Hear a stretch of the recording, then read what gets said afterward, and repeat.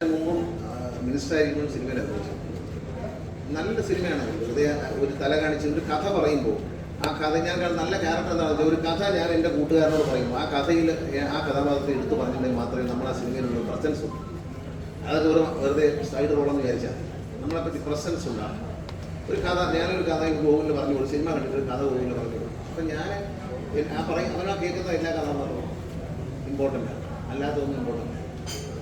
അതുകൊണ്ടാണ് ഒരു വേറെ രസകരമായ സസ്പെൻസിനെ പറഞ്ഞാൽ അവിടെ പറഞ്ഞു കഴിഞ്ഞാൽ അങ്ങോട്ട് പോകാനൊക്കെ വിളിക്കുന്നത് ഈ അടുത്തൊരു സാധനം ഉണ്ട്. ഈ സിനിമ നന്നായി ഓടണം, ഓടിയാൽ നേരിൻ്റെ ഷൂട്ടിംഗ് നടക്കുമ്പോൾ ചന്തു എന്നെ കാണാം.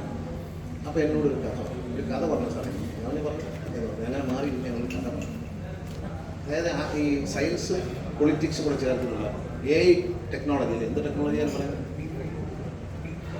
ഡീപ്പ് ഫേക്ക് ടെക്നോളജിയിൽ ഉള്ള ഒരു പൊളിറ്റിക്കൽ സ്റ്റോറി. വളരെ രസകരമായ കഥ എന്നോട് പറയുന്നു. അത് ഞാൻ ഈ അജിത് വിനായകൻ പറഞ്ഞ് ഇങ്ങനൊരു കഥയുണ്ട്, പടം ഓടുകയാണെങ്കിൽ തീർച്ചയായിട്ടും നമ്മൾ ആ കഥ കേൾക്കുന്നു. കാരണം പടം ഓടണം, ഈ സിനിമ നല്ലതാകുമ്പോൾ ആ സംവിധായകൻ തന്നെ ഒരു ഇത് ലേറ്റസ്റ്റ് ആയിട്ടൊരു ടെക്നോളജിയുമായി ബന്ധപ്പെട്ടൊരു കഥ പറഞ്ഞു വെച്ചിട്ടുണ്ട്.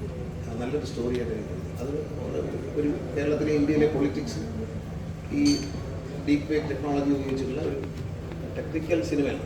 ഇങ്ങനെ ചേട്ടാ ഇപ്പോൾ അച്ഛൻ ഗോകുലിൻ്റെ അച്ഛൻ ഹലോ ഗോകുലിൻ്റെ അച്ഛനായ ശ്രീ സുരേഷ് ഗോപിയുടെ സിനിമാ ജീവിതത്തിന് പ്രധാനപ്പെട്ട ഒരുപാട് സിനിമകളിൽ സാറിൻ്റെ സാന്നിധ്യം ഉണ്ടായിട്ടുണ്ട്.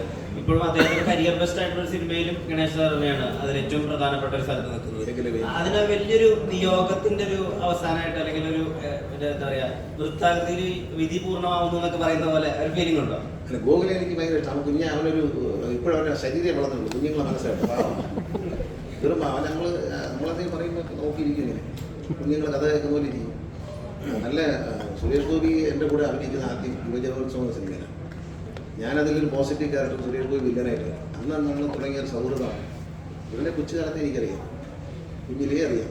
അപ്പോൾ അഭിനയിക്കാൻ വന്നപ്പോൾ എനിക്ക് നല്ല സന്തോഷമായി. നല്ല സുന്ദരനൊക്കെ ആയിട്ട് അഭിനയിക്കാം, താടിയൊക്കെ വെച്ച് നല്ല സുന്ദരമായിട്ട് വന്നിരിക്കുന്നത് നല്ല രസമായിട്ട് അഭിനയിക്കുന്നു. അതുപോലെ അതുപോലെ പാപ്പൻ എന്ന സിനിമയിലും എനിക്ക് വളരെ ഇഷ്ടപ്പെട്ടു. വളരെ വലിയ റോളൊന്നും ചെയ്യാനില്ലെങ്കിലും അവൻ്റെ പ്രസൻസ് ഫീൽ ചെയ്തു. അതുകൊണ്ടാണ് അവർ നല്ല ഒരു നടനാണ്. തീർച്ചയായിട്ടും ഒരു നല്ല ഇതുണ്ടാവും. അതുപോലെ അനാർക്കലി ഒരു നല്ല പെർഫോമറാണ്. പലപ്പോഴും സംസാരിക്കുക, ഒരു ശബ്ദം പുറപ്പെടുവിക്കുകയോ വാതുറക്കാതെയോ എല്ലാ എക്സ്പ്രഷൻസും, ദേഷ്യവും സന്തോഷവും സങ്കടവും പിണക്കവും എല്ലാം കാണിക്കുന്നു.